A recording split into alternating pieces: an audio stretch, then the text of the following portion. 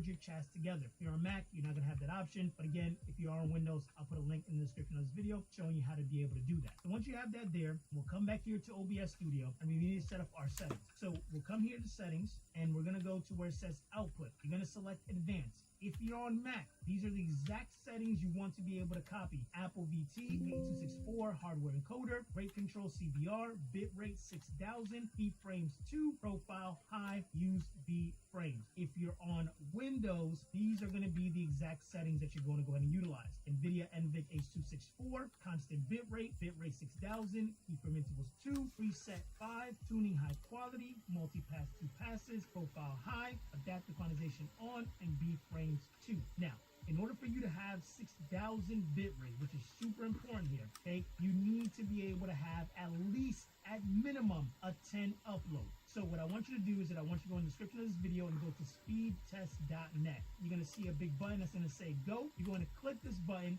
and then it's going to give you your download and your upload speed. Before your upload speed, which is here, you want this to be at least 10.00. Now again, I have 939, which is massively overkill, but you at least want to have 10 here. The more you have, the better. But if you have at least 10, you're going to be able to utilize the settings that I went ahead and showed you, and you're going to be able to utilize 6000 bitrate.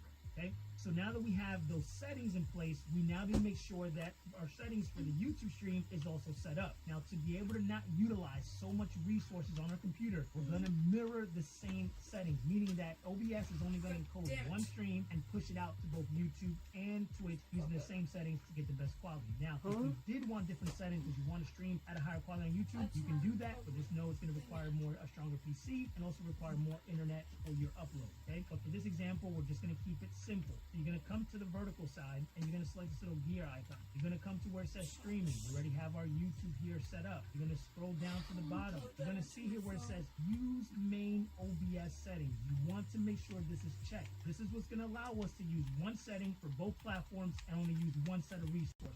Again, if you did want to do something different for YouTube as far as setting and quality, you can uncheck this and then adjust the settings here to get you to 4K or 1440p if you wanted to. But again, I like to keep it simple. I like to use the least amount of resources possible.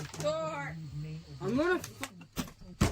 So what we've done now is that we've linked Twitch to OBS, we've linked YouTube to OBS, and created two different canvases, one on the left, one on the right, fucking boards. And we set up the best settings to be able to Start use. beating me. Now, if you want to be able to go ahead and have overlays, to be able to know how to add overlays for your